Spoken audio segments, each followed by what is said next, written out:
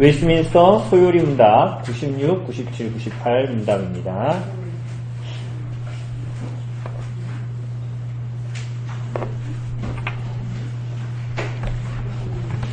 네, 96. 구계명은 무엇입니까? 이렇게 시작하죠.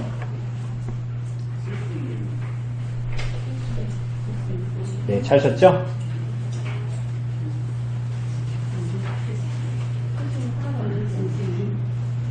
네, 네? 내가 96이라고 그랬네요? 죄송합니다. 76. 죄송합니다. 76이네요.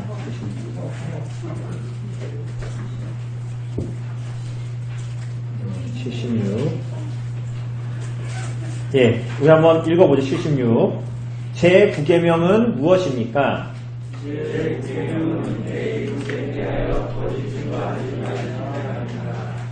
제9계명이 요구하는 것은 무엇입니까?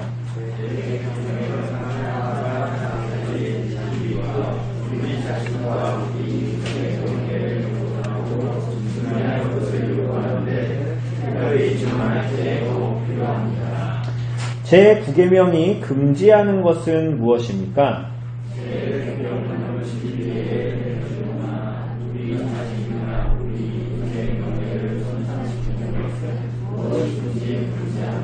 네, 그렇습니다. 내 이웃에 대하여 거짓 증거하지 말아라. 말지니라 입니다. 예, 우리 졸리시면 오늘 은희자매가 사온 오란다 드시면서 잘, 예. 우선은 전형적인 구조죠. 계명, 요구하는 거, 금지하는 거. 덧붙여진 논리가 없으니까. 그런데 소요리 문답을 볼 때에는 대요리 문답을 보는 것이 굉장히 중요합니다. 그래서 여러분들 오늘 종이 나눠드린 거 보면 대요리 문답을 그냥 간략하게 번호를 붙여가지고 이렇게 제가 드렸습니다. 그죠? 그걸 오늘 좀 보시면 될 것 같고요. 대요리 문답의 9계명에 대해서 요구하는 것과 금지하는 것을 오늘 좀 천천히 보려고 합니다. 그래서 우선은 첫 번째로 요구하는 것의 첫 번째로 보면 요구하는 것입니다. 77 문답에 대한 것이죠. 사람들 간에 존재하는 진실을 보호하고 증진하는 것이다. 이렇게 얘기합니다. 진실에 관한 얘기입니다. 그래서 자기에게 이득이 되느냐 안 되느냐로 진실을 추구하는 것이 아닙니다. 근데 이런 내용들은 보면 여러분 오늘 나누실 때 잘 나누시면 돼요. 근데 이러한 내용들을 보면 제가 오늘도 이걸 해설을 해드릴 거지만 사실은 들으면 당연한 얘기입니다. 여러분 여기에 보면 진실을 보존하고 증진하는데 자기에게 이득이 되냐 아니냐가 아니라 뭐예요? 무엇이 옳으냐의 문제입니다. 참 이거 우리한테는 힘들죠. 그죠? 근데 어쨌거나 이득이 문제가 아니라 옳으냐의 문제입니다. 두 번째는 뭐냐면 우리와 우리 자신과 우리 이웃의 명예를 보존하는 것입니다.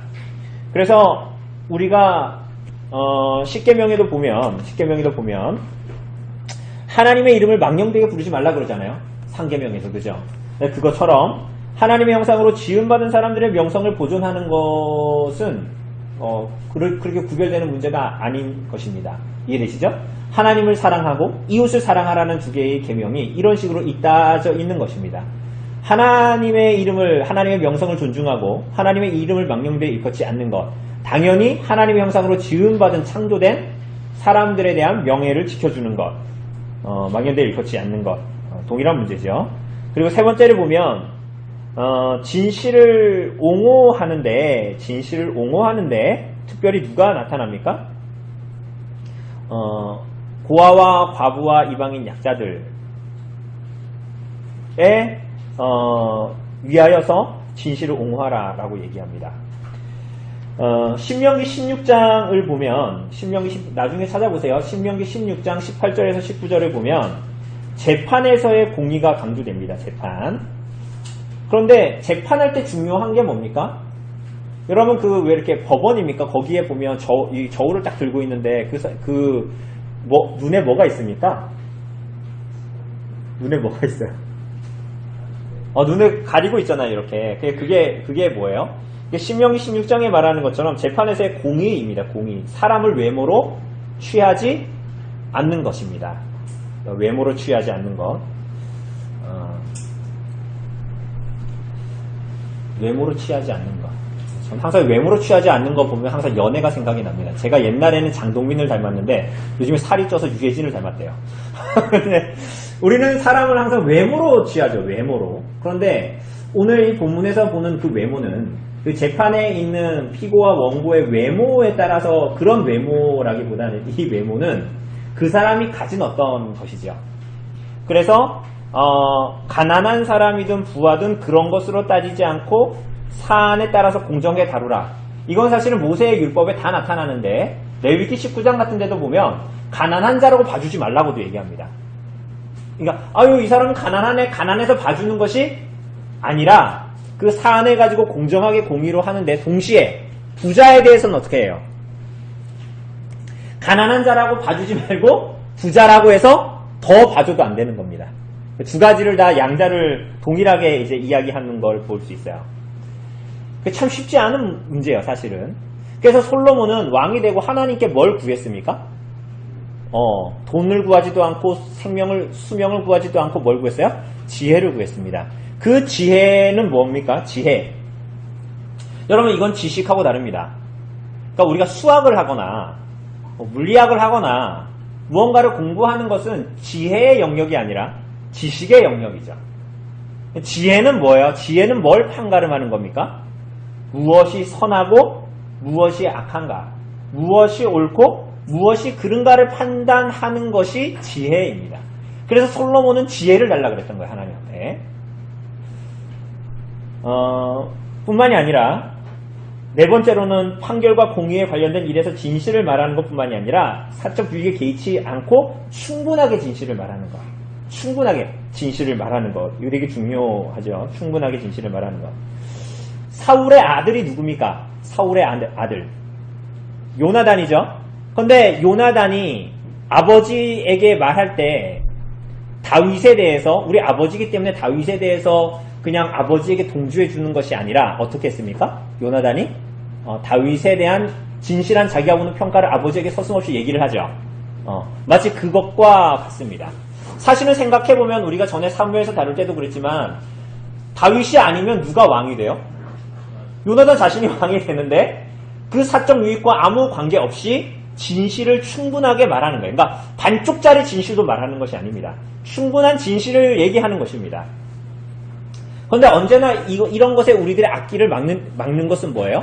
항상 우리들이 거기에 주저하게 되는 이유가 뭐예요? 충분하게 말하지 않고 반쪽짜리를 말하는 이유는 뭡니까? 나의 사적인 유익과 긴밀하게 관계가 있기 때문이죠. 그런데 그렇게 하는 게 뭐예요?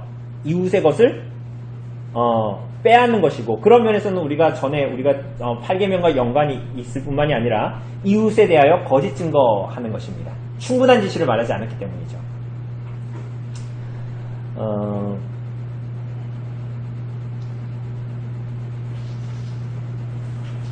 유전무죄, 무전유죄. 우리 청장년부한테 USB에다 담아서 다큐를 줬었는데, 그런 일은 옛날의 일들만이 아니라 오늘날의 일이기도 합니다. 그죠? 재벌 총수치고 나쁜 짓 해가지고 실형을 받아가지고 오래 산 사람이 있습니까? 그죠? 수많은 사람들을 죽여놓고 지휘자에 있었으면서도 자기는 거기에 대해서 발뺌하는 사람도 여전히 있고, 그리고 우리나라에서 굉장히 특이한 것이 있습니다. 여러분 혹시 정관예우라고 들어보셨습니까? 정관예우. 시니어급의 사람이 은퇴하면 그 사람이 어떤 법정의 싸움이 되면 거기에 어떤 이제 신급의 그러니까 거의 이 신입생급의 검사나 이런 사람들을 넣어서 정관예우를 하도록 하는 거예요. 적당하게 까주거나 이러는 거죠. 이게 공정해요, 공정하지 않아요? 여러분 그거 보면서 공정하다고 생각하십니까? 공정하지 않은 거잖아요. 그런데 그런 뉴스에서 우리가 그걸 계속 보죠. 그걸 계속 보면은 무슨 생각할까요? 우리 예준이 지금 저기 밖에서 책 보고 있는데 열심히. 예준이가 그런 뉴스를 지금은 뉴스에 심각하게 반응하지 않겠지만 그런 뉴스를 아무 거리낌 없이 계속 봐요. 그럼 무슨 생각이 들까요? 정의롭게 진실을 구하면서 살고 싶은 마음이 들까요? 안 들까요? 들면 이상한 거죠. 돈이면 다 된다는 생각을 하겠지. 그러니까 이 자신의 사적인 유익에 굽어지고 그래서 충분하게 진실을 말하지 않고 그러한 내용들이 다 여기에 포함됩니다. 다섯 번째는 더 나아가서는 뭐냐면 이웃에 대해서 너그럽게 대하는 것입니다. 너그럽게 대한다는 것입니다. 거짓 증거하지 말라라는 이 계명에는 이웃을 너그럽게 대해야 된다는 거예요. 그러니까 이 거짓 증거하지 말라라는 말은 진실만을 말한다라는 이 명제만으로 해석하기에는 굉장히 힘듭니다. 이웃을 너그럽게 대해야 한다. 기계적으로 진실을 말하는 것이 아니라는 거예요. 나는 진실을 말해. 근데 나는 진실을 틀림없이 말했는데 그 진실이 이웃의 잘못을 까발리는 거였어. 그럼 그 행위가 사랑에 근거한 것일까요?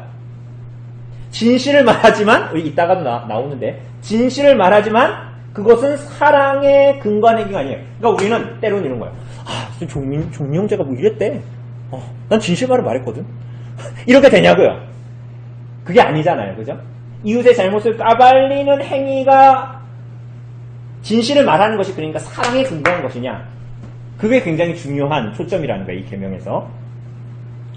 그래서 우리가 오늘 오전에 설교에서도 다루었지만 심판과 구원을 얘기할 때 아브라함에게 말씀하신 뭐요? 의와 공도를 가지고 있는 것입니다. 그죠? 의는 공의로서의 정의를 얘기한다면 공도는 뭐라는 거예요? 그 가운데에 긍휼을 잊지 않으시는 하나님의 심판의 뉘앙스를 가지고 있는 것이죠.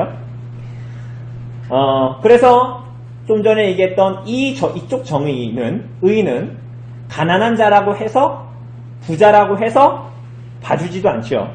동시에 특별히 이 공도, 긍휼에 잇된 어떤 정의라고 얘기하는 것은 가난한 사람, 가지지 못한 사람, 소외된 사람에게 관심을 갖는 정의입니다. 그래서 우리나라에서도 어떤 법들은 사회적인 약자가 혜택을 볼 수 있도록 사회적인 제도를 만들거나 경제 질서를 잡아가는 것이죠. 그죠? 그 승민 형제가 계속적으로 일하는 사회복지의 일들은 수급자들이 있고 차상위 이런 거, 차상위 계층 이런 거 다 이제 여기에 속하는 것입니다. 그렇게 하는 이유가 뭐예요? 그렇게 하는 이유가 약자들이 희생하는 일을 막는 것입니다.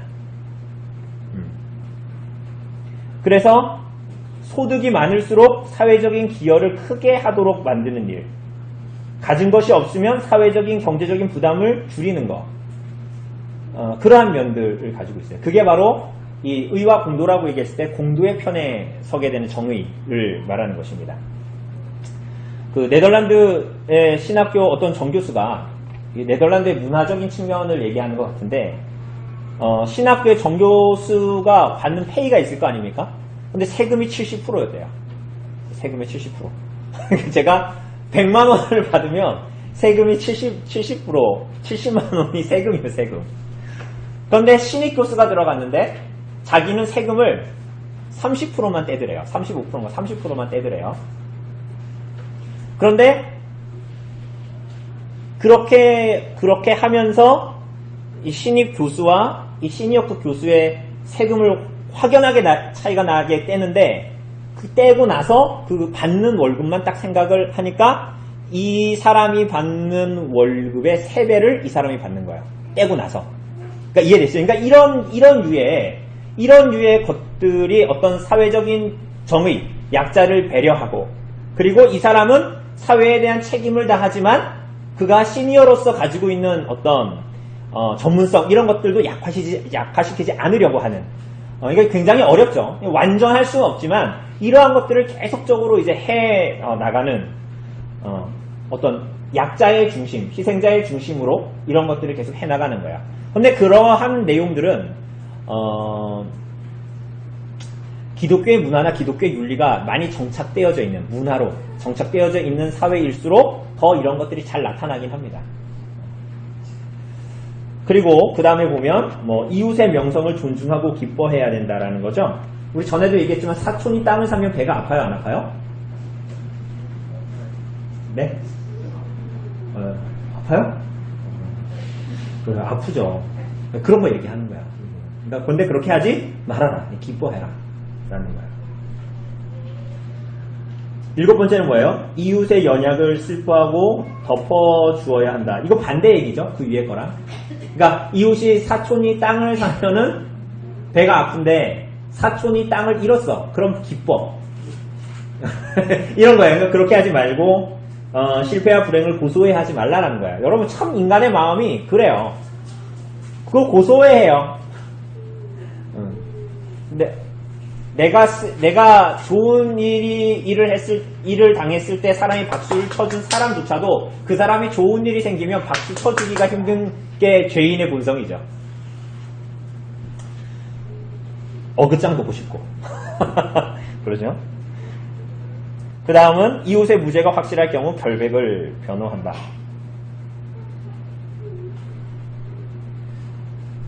그 다음에 이웃에 대한 좋은 이야기는 받아들이고 나쁜 이야기는 부득이하게 시인한다. 여기서 부득이하게 시인한다라는 것은 무슨 얘기냐면 어떤 사람에 대해서 만약에 만약에 종민 형제가 기현 형제에 대해서 어떤 얘기를 했어요. 이렇게 안 되겠다. 내가 종민 형제한테 기현 형제에 대한 어떤 얘기를 했어요. 나쁜 얘기를 했겠죠. 근데 좋은 얘기를 내가 종민 형제한테 하면 종민 형제가 기현 형제에 대해서 잘 받아들이는데 내가 기현 형제가 사실은 기현 형제가 좀 그래. 이런 얘기를 하면 종민 형제는 어떻게 받아들이냐면 부득이하게 시인한다. 이게 무슨 얘기냐면 아닐 거야. 기현 형제가 설마 그렇게까지 하겠어. 얼굴을 보니까 그 정도로 약간은 나쁘지만 크게 나쁘진 않아. 이런 식으로 받아들인다라는 거예요. 그게 바로 이제 거짓 증거하지 말라라는 계명을 우리가 요구하는 거. 여러분 가장 별미가 아까 우리가 먹은 오란다도 맛있고 파지된 약과도 맛있지만 가장 별미가 뭐예요? 네? 누구 흉보는 거예요? 남 흉보는데 남 흉보는 것도 재미있지만 앞에 있는 기현 형제 흉보는 것보다 뭐가 더 재미있어요? 여기 없는 사람 흉보는 가장 재밌잖아요. 종호 형제 오늘 안 왔는데 종호 형제 흉보는 되게 재밌죠? 이게 별미죠? 그래요. 그렇게 나쁘죠. 어쨌거나, 그렇게 하지, 않고, 최대한, 사람들은 어떤 사람에 대해서 좋은 얘기를 하면 조금만 받아들이고, 나쁜 것은 크게 받아들여서 어떤 사람하고의 대화에 남는 것은 그 사람의 좋은 점이 아니라 나쁜 점일 뿐인데, 그걸 신자들은 어떻게 하라는 거예요? 반대로, 하라라는 것입니다. 여러분 이거 지금 들으니까 너무 당연한 얘기죠. 당연 얘기 아니에요? 당연 얘기인데 여러분들이 안 하고 있는 거죠, 우리가. 그래서 욕으로 지금 있는 거예요. 이거는 금지가 아니라 지금 요구만을 보고 있는 겁니다. 이렇게 해야 된다라는 거예요. 그래서 마지막에 보면 고자질하거나 아첨하거나 중상하는 거 뭐야? 근거 없는 말로 남을 헐뜯는 겁니다. 그래서 고자질하거나 아첨하거나 중상하는 자들을 멀리한다. 그것 자체도 멀리할 뿐만이 아니라 자꾸 그 사람은 만나면 자꾸 누구 고자질해. 자꾸 누구 나한테 아첨하는 얘기하고 자꾸만 그 사람은 이렇게 근거 없는 말로 남을 헛뜯는 걸 좋아해. 그런 사람들을 멀리해. 여러분 고자질에 의해서 무언가를 판단하면 그 판단을 바르게 할 수가 없고 그로 인한 피해자가 발생하는 게 너무 당연하죠. 그리고 그런 사람 자꾸 옆에 두면 보고 배웁니다. 그래서 죄인이 참 잘하는 게 좋은 거는 카피하는 게 참 어려운데 나쁜 건 카피하는 거 굉장히 쉬워요. 대부분의 사람들은 그 나쁜 걸 계속 보면서 욕하죠. 그죠? 우리 윗대 선배가 나한테 이렇게 했는데 난 정말 싫어. 근데 대부분 사람들은 다 그걸 똑같이 답습하거든요. 그죠? 그러한 내용들. 그러니까 그런 사람들을 멀리 해야 된다. 그리고 아첨하는 거 너무나 당연하죠. 아첨을 하면 부당한 호의를 받으면 당연히 무언가를 판단하는데 어려움이 들죠. 그렇지 않겠습니까? 너무나 당연한 거고. 중상하는 거, 근거 없는 말로 남을 헐뜯는 거. 여러분 이런 것들 굉장히 조심해야 됩니다. 저같이 말 잘하는 사람들, 드러나지 않게 은근하고 교묘하게 돌려가게 하는 사람들. 제 말이 무슨 얘기인지 알아요? 그 말을 앞에서 들으면 나쁜 말이 아닌 것 같아. 근데 그 말을 집에 가서 생각하면 굉장히 기분 나쁜 말이야. 내가 봤을 때 이런 사람들이 제일 나쁜 사람들이에요. 저 같은 사람들. 말을 하는데 그 말을 집에 가서 생각을 해보면 굉장히 나쁜 말이거든. 선을 넘나드는 돌려가기 형식. 나를 무시하는? 나를 폄하하는? 약간 그런 이런 거 조심하라는 얘기예요. 여러분 그래서 시편 101편 5절에 보면 자기의 이웃을 은근히 헐뜯는 자를 내가 멸할 것이다 이렇게 얘기합니다. 그리고 그래서 더 구체적인 요구 11번째 보면 필요시에는 자기 자신의 명성을 보존하고 사랑하고 보호해야 한다 라는 거 또 얘기합니다. 그러니까 당장 눈앞에 있는 명예나 돈에 걸려있는 것 때문에 이런 것들을 내려놓을 때가 많잖아요. 그런데 그렇게 하지 말고 정말 의에 줄이고 굶주린 자로 이 땅을 살아가야 된다. 뭐 그런 얘기를 하는 것입니다. 그리고 12번째는 합법적인 약속을 지켜야 한다. 약속하면 손해가 커도 어떻게 해야 된다? 손해가 커도 지켜야 된다라는 거야. 그래서 책임감이 실리는 말들을 해야 되고 말에 무게가 생기고 여러분 그런 그리스도인들이 많아지면 어떻게 될까요? 사회가 불신의 사회가 아니라 당연히 신뢰가 생기죠. 그 사람이 한 말은 예면 반드시 예니까. 이것은 매우 중요한 겁니다. 우리가 오늘 오후의 모임 때도 나누겠지만 여러분들 나눔을 할 때 보면 우리나라는 사실은 신뢰가 잘 안 가니까 우리는 자꾸만 뭘 해요? 증명서를 요구하죠. 증명서를 자꾸 요구하잖아요. 무슨 증명서, 무슨 증명서, 무슨 증명서. 그래서 이런 것들을 거짓인지 아닌지 그 사람이 말하는 게 진실인지 아닌지를 점검하는 사회적인 비용도 이제 그만큼 많이 들겠죠. 그래서 신자들은 어떻게 해야 되는 거예요? 사소한 일에도 거짓말을 하지 않으려고 하는 겁니다. 그죠? 그러니까 이런 것들은 사소한 것에서 거짓말하는 것이 결국은 증폭이 되는 겁니다. 예를 들면 강릉 시내에 사는 분이 강릉 시내에 사는데 이제 오늘 예배 11시에 예배인데 예배에 늦게 왔어. 늦잠을 잤어요. 그런데 교회 와서 오늘 왜 무슨 일 있어? 왜 늦었어요? 그러면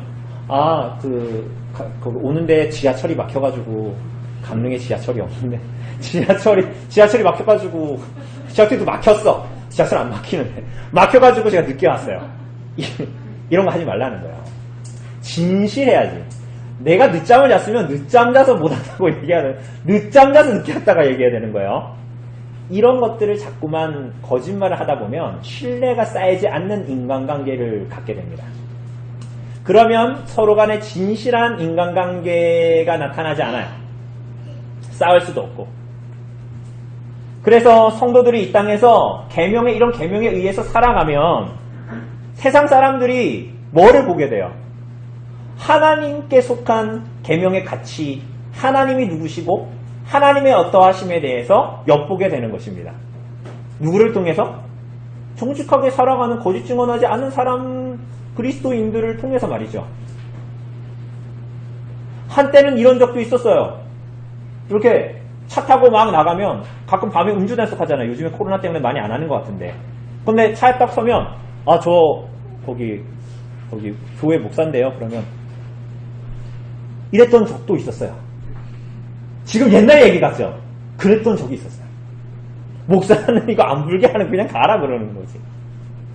근데 이제 하도 교회가 거짓부렁하니까 교회면 한 번 더 체크하는 시대가 됐어요.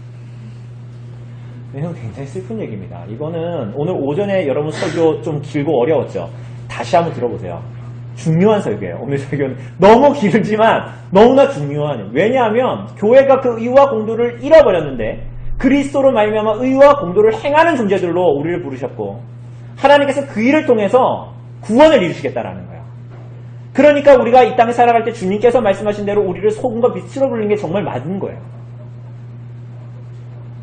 하나님이 여러분과 저와 같은 사람들을 안 사용하고 효율적이지 않잖아요. 여러분과 저는 자꾸 불순종하고 그러는데 이제 하나님께서 막 단독적으로 하시면 하나님이 막 다 하실 수 있잖아요. 근데 하나님 그렇게 하지 않으시잖아요.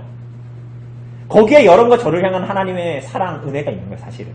우리를 얼마나 큰 영광이 참여케 하시는가를 엿보게 하는 거예요. 그래서 이것은 무거운 짐이 아닙니다. 이따가 물 꺼주면. 여러분 그래서 350년 전에 한국에 와서 서양의 한국을 알린 하멜이라는 사람이 있어요. 그 사람이 쓴 일기가 있습니다. 그게 뭐예요? 그렇죠. 여러분 잘 아는 하멜표륵입니다. 이 사람 일기인데, 이 사람 일기에 굉장히 재밌는 게 있습니다. 350년 전이에요. 뭐라고 써있냐면 이렇게 써있어요. 그 우리나라 당시의 도덕적 기준을 얘기하는 거예요. 도덕적 기준에 대해서는 조선 사람들은 내 것과 내 것에 대해서 그렇게 엄격하지 않을 뿐더러 내 것과 네 것에 대해서 엄격하지 않대요. 왜 그런지 아세요? 이게 무슨 얘기일까요? 잘 훔쳐간다는 얘기예요. 지나가다가 이 자전거가 있는데 내 거 아닌데 들고 간다는 거지. 지금 복음이 들어오기 전에 조선의 상황이에요. 거짓말을 하며 속임으로 신뢰할 수 없는 사람들이라고 말해야 할 것이다. 그러니까 우리나라 사람 복음이 들어오기 전에 사람들의 문화가 거짓부렁을 잘하는 사람들이에요. 이따가 물 꺼지면 당연하죠. 거짓의 아비가 사단이니까. 복음이 들어오기 전에 공중의 권세 잡은 자가 이 세상을 막 휘두르는데 거짓이 판을 치는 세상인 거죠. 조선 사람들은 누군가를 속였으면 그것에 대해서 자랑스럽게 생각하고 그것이 부끄러운 일이라 생각하지 않는다. 라멕하고 비슷하죠. 제가 막 쳐 죽이고 막 자랑하잖아요. 나 한 대 쳤는데 내가 10대로 갚아주고 죽여버렸다? 뭐 이런 자랑. 그러니까 자기가 거짓말 해놓고 자랑스럽게 생각하는 거야. 그놈 내가 속여먹어가지고 내가 10배로 내가 속여가지고 내가 탁 했잖아. 이런 거. 부끄러운 줄 모를 수치가 없는 거죠. 뭐 이런 얘기를 하고 있어요. 그래서 여러분 신자는 무슨 일을 할 때 참되고 정직하고 사랑스럽게 좋은 평이 있는 것들을 살피고 실천해야 합니다. 이게 무슨 얘기죠? 그러니까 내가 무슨 일을 선택할 때 내가 이게 이득이 되냐 안 되냐가 문제가 아니라 참되고 정직하고 사랑스럽고 좋은 평이 있는 것을 살피고 그것을 따라서 가야 하는 거예요. 무엇이 이득인가가 문제가 아니라 참되고 경건하고 옳고 정결한 것이 무언가를 선택해야 되는 것입니다. 그죠?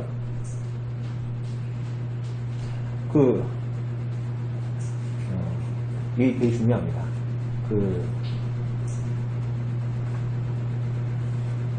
종민 형제가 새로운 데 취직을 했습니다. 취직을 했는데, 종민 형제가 직업을 고르는 방식은 주의를 지킬 수 있는가 아닙니다. 주의를 지킬 수 있는가. 주의 성수하러 갔잖아요. 그래서 제가 물어봤죠. 아침에 8시에 출근하고 5시에 퇴근해요. 그리고 이제 월화수 너무 휴일을 까발리나? 목요일날 쉬는데 월화수 금토 이렇게 일하고 주일하고 목요일을 쉬는 거예요. 페이는 어때?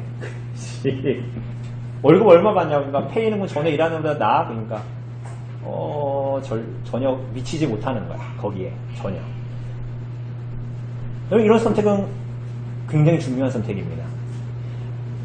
무엇에 이득이 되느냐 안 되느냐, 내 주머니에 돈이 얼마나 더 들어오느냐 안 들어오느냐로 무슨 일을 할 때 그것을 선택하는 것이 아니라 참되고 정직하고 경건하고 옳은 것이 무엇인가를 선택하는 것입니다. 그러한 삶의 방향, 언행에서도 동일하고 그 언행이 지배하는 삶에서도 그래서 그것이 이어지는 것입니다.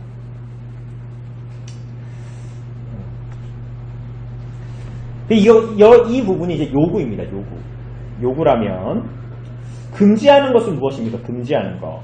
금지하는 걸 보면 여러분 그 종이에도 나와 있지만 공적 재판에서 불이하게 해를 끼치는 겁니다. 당연히 재판에서 거짓말하는 건 당연히 안 되죠.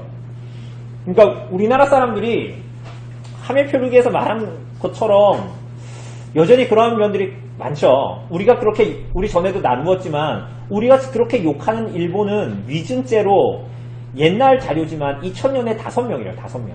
위증죄로 고발되거나 이런 사람들이. 근데 2000년에 우리나라 사람들은 위증으로 고소된 사람들이 2000명이에요. 2000명. 여러분 그게 거의 240배, 200배. 인구 비율로 치면 훨씬 더 높아지죠. 그러니까 그만큼 우리나라 사람들이 크고 작은 거짓말을 양심에 거리낌 없이 한다는 거예요. 그런데 여러분 이런 것들은 아주 작은 거에서 시작되는 작은 거에서.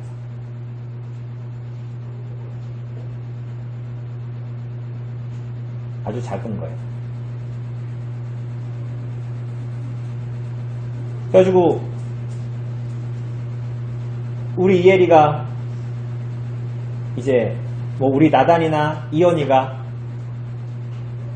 아주 작은 거짓말을 했을 때 그런 것들을 어떻게 해요? 가만히 놔두면 거짓말이 점점 커지는 거야. 마치 그와 비슷합니다. 우리들의 삶에서 작은 거짓말이라도 하지 않으려고 하는 것이 굉장히 중요합니다. 진실을 말하려고 하는 거. 그리고 거짓 증거, 조작된 증거를 제공하는 거.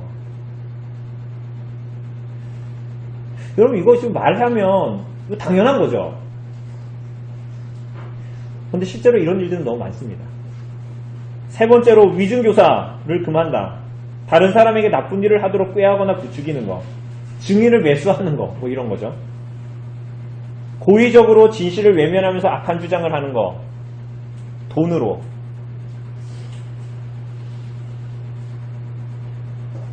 특별히 이런 데는 인권을 많이 얘기하죠.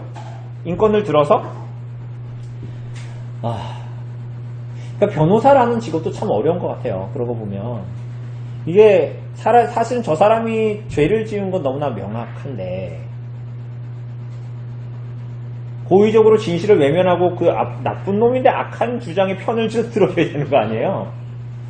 그죠? 그러니까 여러분 이런 계명들을 볼 때 이것들은 되게 먼데 있지가 않습니다. 이런 일들은 사실은 비일비재하게 일어나고 돈으로 좋은 변호사만 사면 분명히 그 사람이 나쁜 짓을 했고 거의 자동차 사고로 치면 10대 0인데 그걸 반전시킬 수 있는 고의적으로 진실을 외면하고 악한 주장을 변호하는 것입니다. 그리고 불의한 판결을 승인하고 악을 선하다, 선을 악하다라고 얘기하는 거. 우리가 뭐 아합의 시대의 나봇의 포도원 이런 거 생각하면 충분히 우리는 알 수 있죠. 불의한 판결을 승인하는 거. 그 다음에 여섯 번째, 뭐 악인에게 보상하기를 의인에게 하듯 하고 의인에게 보상하기를 악인에게 하듯 하는 거. 거짓말이나 뇌물에 휘둘려서 의인에게 돌아갈 보상을 악인에게 주는 것. 이런 것도 다 금지되고. 위조하면 안 된다. 위조하면 안 된다. 여러분 위조하신 적 있습니까? 중고나라에 뭐 올리면서 이 옷 5번 입었는데 사실은 한 번밖에 안 입었어. 이런 거. 다 위조하는 거예요. 속여서 빼앗는 거죠. 속여서.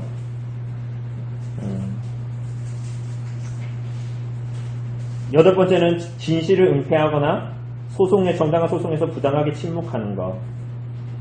그러니까 진실을 적극적으로 은폐하는 것만이 아니라 내가 틀림없이 봤는데 침묵하는 거 있잖아요. 그런 것도 다 부계명을 어기는 것입니다. 거짓 증거하는 것입니다. 그래서 오히려 내가 그러한 것들을 목도하고 본 증인이라면 하나님께서 저 사람의 무죄함을 벗겨주기 위해서 악인을 처벌하기 위해서 나를 그 자리에 두셨다라는 것을 알고 그 일들을 해내야 되는 거죠. 그리고 아홉 번째는 부당함에 대해서 꾸짖거나 남을 꾸짖어야 할 때 침묵을 유지하는 것도 금합니다. 왜냐하면 적절하게 꾸짖어서 그가 돌이킬 기회를 얻지 못하게 하는 것이니까 그것 또한 거짓 증거하는 것입니다. 그리고 열 번째로는 진실을 잘못된 목적으로 때에 맞지 않게 말하거나 악의적으로 말하는 것. 여러분 진실을 말하는데 악의적으로 말할 수 있죠. 그러니까 진실을 말하는데 잘못된 목적을 가지고 악의적으로 말한다. 그래서 진실을 말한다고 하면서 다른 사람을 절망으로 몰아가거나 분쟁을 조장하는 것. 그래서 성경은 지혜로운 자는 노를 억제하며 적당한 때에 무언가를 말한다. 이렇게 얘기합니다. 11번째는 진실을 그릇된 의미로 왜곡하는 것입니다. 진실을 왜곡된 의미로 왜곡하는 거예요. 진실은 있는데 그걸 왜곡시켜서 의미를 확대시켜서 말하는 거예요. 예를 들면 문맥에서 어떤 전체 글에서 문맥에서 그 문장을 읽지 않고 문맥을 떼서 너 왜 나한테 이런 얘기 했어? 이렇게 하는 거예요. 우리 말싸움할 때 이런 거 되게 많이 하잖아요. 문맥에서 막 말싸움을 하는데 갑자기 무슨 얘기 했어? 뭐라고? 너 왜 나한테 그 얘기해? 이런 거. 문맥에서 그것들을 해석하지 않고 그 자체로 뭔가를 떼와서 기분 나쁘다고 얘기하는 거죠. 원래 의도를 무시하는 거예요. 자기 좋은 뜻대로 왜곡하는 거. 이런 거 언론에서 많이 합니다. 그죠? 그래서 뉴스 기사 헤드라인 굉장히 자극적인 거 뭐 하나 딱 띄우는 거예요. 근데 그 사람의 말은 사실은 전체적인 문장에서 보면 하나도 안 이상한 말인데 그 말을 떼와서 무언가를 주장하는 거. 이게 비열한 거죠. 비열한 거. 그리고 12번째는 진리와 공의에 대해서 편견에 갖도록 의혹을 부추기거나 애매하게 왜곡하는 겁니다. 그죠? 진리나 공의에 대해서 편견을 갖도록 하는 거. 에덴 동산에서 뱀이 했던 거죠. 그죠? 하나님의 말씀에 대해서 편견이나 의심을 부추기는 겁니다. 그래서 옳은 것에 대한 편견과 왜곡을 갖게 하는 것입니다. 그리고 마지막에 보면 여기에서 사실은 뭐 일상적인 모든 거짓말들, 진실이 아닌 것, 거짓, 중상, 험담, 회방, 부자질, 수군수군하는 거, 냉소, 욕설, 조급하고 가혹하고 편파적으로 비난하는 것입니다.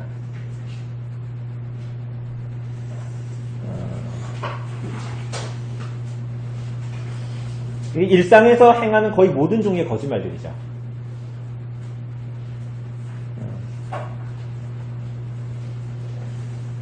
이게 사실은 한국 사회에서는 이게 굉장히 지금 심각한 수준이죠. 이런 내용들은. 왜냐하면 특별히 이제 언론에서 그렇고, 그리고 이러한 내용들은 그 언론의 댓글을 쓰는 사람들의 시각도 그렇습니다. 여러분 예를 들면 지난주인가요? 지난주에 있었던 그 박원순 시장이 죽은 그 사건을 보면 사람들은 댓글에 이제 그런 얘기를 다는 거예요. 사실은 그 내용들을 잘 보면 어쨌거나 사람이 죽었고, 그리고 심지어는 그 사람이 성추행을 했다 라는 내용이 나오는데, 사람들이 댓글을 달 때 보면, 물론 거기에 있는 사람들은 제가 봤을 때는 정치적인 성향을 가지고 그런 댓글을 일부러 쓰는 것 같은데, 그런 사건이 아니더라도 한국 사람들의 성향은 굉장히 바리새인적입니다. 인간의 본질에 대해서 이해를 못하는 사람들처럼, 예를 들면 이건 제가 지금 박원순 시장이 성추행을 했다라는 것이 팩트라면 그것을 옹호하는 게 아니라, 그 자리에 누구도 있을 수 있고 혹은 드러나지 않았을 뿐이지 누구나 인간의 죄성을 가지고 있는 것이라는 것에 대해서는 다 묻어두는 거야. 다 묻어두고 뭘 하는 거야? 그 사람을 향해서 끝없이 블레임하는 거야. 계속. 그런데 그런 말의 대부분의 취지는 자기는 그런 적이 없다라는 뉘앙스예요. 대부분이. 굉장히 잔인해요. 그래서.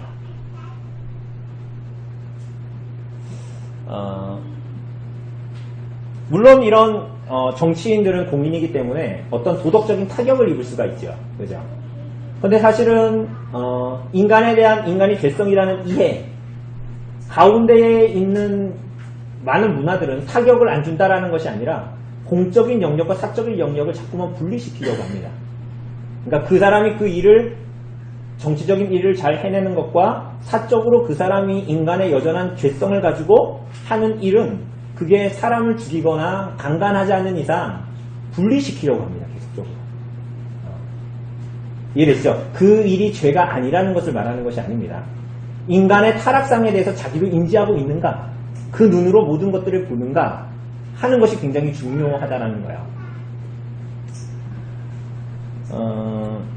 그래서 여기에 말하는 진실이 아닌 것을 얘기하는 것들, 특별히 우리가 오늘날 보게 되는 언론이나 이런 것들은 이제 굉장히 그런 것에 대해서 많이 이야기를 합니다. 그래서 우리는 모든 어떤 정보나 뉴스를 대할 때 이 객관적인 태도를 갖고 무언가를 보는 것이 굉장히 중요합니다.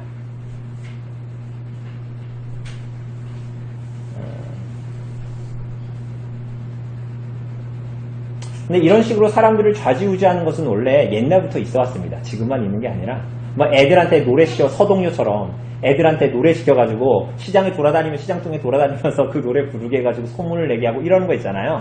그런 것들은 원래 옛날부터 있어 왔어요. 근데 원래 그게 인간의 본성이고 그것으로 사람들의 군중 심리를 자극하려는 것도 있고 그렇기 때문에 우리들은 모든 것들을 볼 때 예를 들면 언론, 뉴스다, 인터넷 뉴스다 그게 무언가 떴다 그러면 그것이 모두 다 진실이다 라고 받아들이기 굉장히 힘든 거야. 그래서 우리는 그 가운데에서 팩트와 팩트 아닌 것들을 구별해내는 일들을 계속적으로 이제 하는 것이 중요하죠.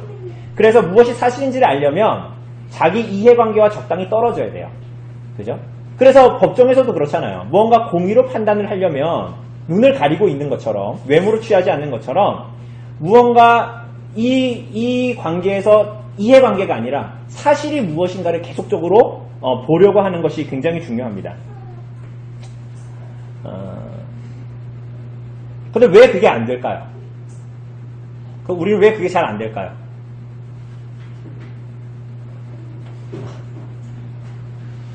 여러분 왜 오늘날 언론의 기자들은 기레기라는 말을 들을까요?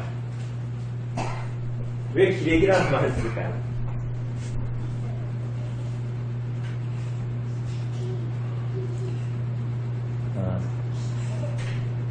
왜 그게 안 될까요?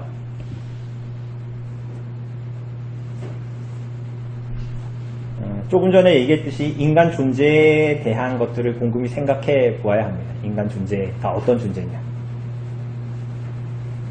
사람은 다 무엇이 있어요? 유혹이 있습니다. 뭘 하고자 하는 유혹이에요? 거짓말을 하고자 하는 유혹이 있습니다. 다른 이에 대해서 나쁘게 말하려는 성향이 있고 그래서 아무리 옳아도 자기가 싫은 사람에게는 뭔가 그 사람의 말이나 행동에는 꼬롬한 것이 있을 것이라고 추측하려는 성향이 있습니다. 그래서 거짓말을 해서라도 남을 공경에 빠뜨리고자 하는 것이지요. 그 성향과 싸워야 돼요? 안 싸워야 돼요? 싸워야 되는 거예요.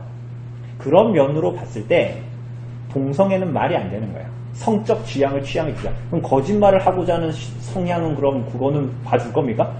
살인하고자 하는 욕망 그런 건 봐줄 겁니까? 그러니까 이거는 마치 사람들은 동성애를 주장하는 사람들은 그거 성적 지향을 좀 존중해줘야 된다라고 얘기를 하는데 이건 말도 안 되는 얘기예요. 강간하고자 하는 취향을 그러면은 그럼 받쳐줘야 되고 법적인 근거를 해가지고 해줘야 됩니까? 전혀 말이 안 되는 얘기들을 결국 사람들은 하는 건데 거짓말을 하려는 성향은 모든 사람에게 있고 심지어는 자기 유익을 위해서 거짓말을 하고 자기 유익을 위해서 어떤 사람을 깎아내리려는 본성은 모든 죄인들에게 있죠. 그것과 싸워야 됩니다. 그래서 야고보서 3장 2절을 보면 혀를 큰 배를 움직이는 키 방향타라고 얘기합니다. 그러니까 큰 배가 있어도 그것을 움직이는 건 뭐예요? 방향타 키잖아요. 키. 그죠? 그것처럼 사람의 온 삶을 다스리는 게 뭐라 그래요? 혀. 그래서 거짓 증언하는 거짓말하는 혀는 그 사람의 모든 것을 태울 수 있다라고 얘기하고 그래서 야고보서 3장 6절은 말에 실수가 없는 자가 온전한 자다 이렇게 얘기합니다. 그래서 야고보서 1장에서는 우리가 혀를 통제한다는 건 곧 이웃에 대해서 나쁜 말하지 않고 중상무략하지 않고 거짓말하지 않고 말에 있어 우리가 지켜야 할 것들을 지키는 것을 경건이라고 얘기합니다. 경건은 예배에 잘 오고 종교 생활을 잘하는 것을 경건이라고 말하지 않고 오늘 야고보서는 뭐라 그러냐면 그리스도를 믿는 믿음과 하나님을 사랑하고 이웃을 사랑하는 것에서 발로된 내 혀를 통제하는 것. 이웃에 대해서 나쁜 말 하지 않고 중상무략하지 않고 거짓말하지 않는 것. 그래서 혀를 제갈 물리는 것. 그것을 경건이라고 이야기합니다. 여러분 그렇다면 누가 이렇게 경건하게 살 수 있습니까? 예. 오늘 좀 재미없죠? 오늘 내용은 이렇게 재미없고 나누면 정말 재밌을 겁니다. 왜냐하면 이 하나하나의 내용들을 나는 사실은 이런 거짓말을 하고 이런 중상고략하고 다니는데 이러지 말아야겠다. 이런 얘기를 해야지 이건 재밌는 거야. 여러분 누가 경건하게 살 수 있습니까? 그러면 얘기했죠. 여러분 뉴스에서 기레기들이 거짓말하는 걸 이상하게 욕심하십시오. 조중동이 이상한 얘기하는 걸 이상하다고 생각하면 안 됩니다. 왜냐하면 사람들은 거짓말치고 사기치고 나의 이익 위해서 남을 속이고 사람들을 선동하고 싶거든요. 타락한 인간에겐 어쩔 수 없는 것입니다. 그러므로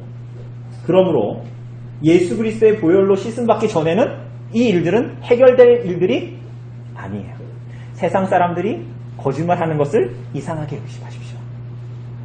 그럼 무슨 말입니까? 바꾸어 얘기하면 뭐예요? 모든 거짓은 궁극적으로 사단에게 나오기 때문에 거짓의 아비는 사단이잖아요. 그죠? 그래서 궁극적으로 사단에서 나오기 때문에 우리들의 존재가 사단의 자식이면 우리들의 말과 행위는 필연적으로 거짓일 수밖에 없는 거죠. 이렇게 보면 거짓말은 우리들의 존재적인 위협이 됩니다. 왜요? 거짓말의 문제는 윤리도덕의 문제가 아니에요. 그렇잖아요. 윤리도덕의 문제가 아니에요. 그럼 무슨 문제예요? 본질적으로 나의 존재적인 문제입니다. 내가 자신이 사탄의 지배 아래 있다면 거짓말과 거짓된 행동을 하는 것을 막을 길이 있어요, 없어요? 없어요. 오히려 근본적인 존재의 변화가 있어야 된다는 거야. 그래서 오늘 이 계명도 누구에게 준 거예요? 세상 사람들에게 지켜봐라 준 게 아니죠? 뭐예요? 하나님을 믿는 사람, 그리스도로 말미암아 애굽에서 구원받은 사람에게 그리스도로 거듭난 성도들의 삶의 규범으로 주어지는데 그게 뭐예요? 거짓의 아비인 사단을 따라하지 말고 진리와 참된 것을 말하라 라고 우리에게 주어진 것입니다. 그래서 마지막으로 보죠. 우리 에베소서 5장 8절 말씀 한번 볼까요? 에베소서 5장 8절.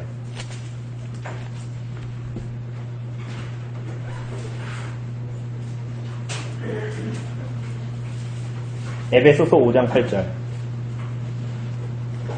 8절 9절 같이 읽읍시다. 8절 9절 시작.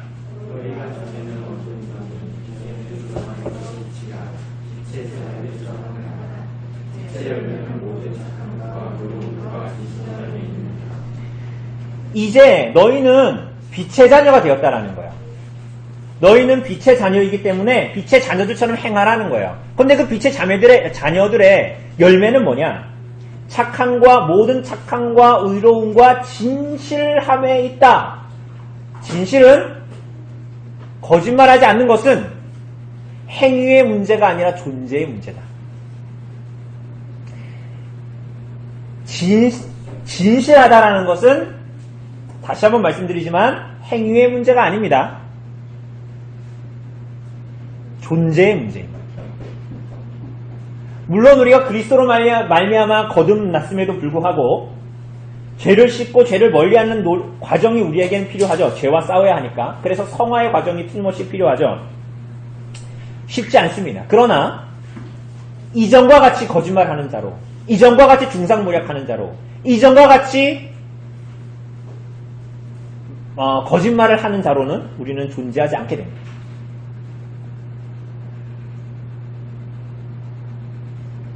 그런데 이렇게 우리가 살면, 이 땅에서 살면 세상이 바뀔까요? 우리들의 노력이 밍미해 보이겠죠. 그죠? 우리가 그렇게 살아가는 것이. 그렇기 때문에 교회에만 소망이 있습니다. 오늘 오전의 설교도 잘 생각해 보세요. 그렇기 때문에 소망이 있어요. 어디에만 소망이 있어요? 교회에만 소망이 있는 거예요. 그러니까 내가 그냥 적당히 윤리도덕적으로 거짓말을 하지 말아야지 그러다가 대부분은 안 돼. 이렇게 되는 데는 소망이 없어요. 존재적으로 거듭나 그리스도가 진실한 분이듯이 진실을 말하는 교회와 그리스도인들에게만 소망이 있습니다. 이 세상에.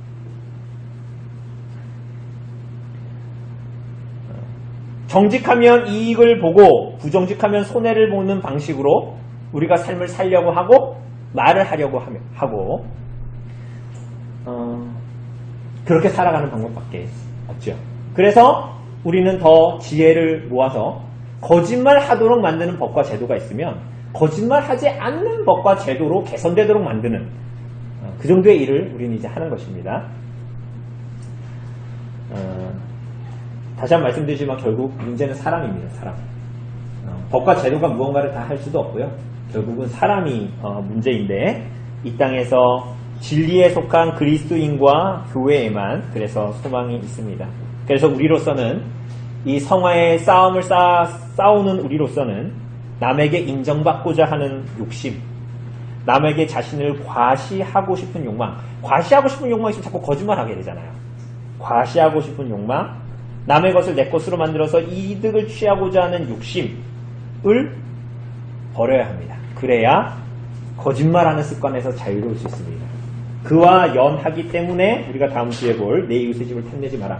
이 9계명과 10계명은 그런 의미에서 연관을 가지고 있다라고 볼 수가 있습니다. 네, 이 내용이 9계명에 속한 내용입니다.